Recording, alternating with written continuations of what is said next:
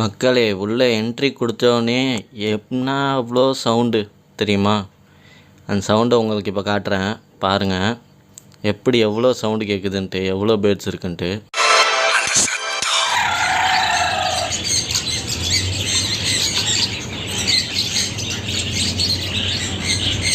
பார்த்தீங்களா மக்களே, எவ்வளோ சவுண்ட் இருக்குது, எவ்வளோ பேர்ட்ஸ் இருக்குது, எவ்வளோ இது இருக்குன்ட்டு.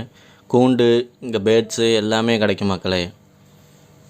பாருங்கள், சாப்பாடுலேருந்து எல்லாமே இருக்கும். பேர்ட்ஸுக்கு தேவையான சாப்பாடு நம்ம இந்த 2 கோழியை தான் கொடுக்க வந்தோம்.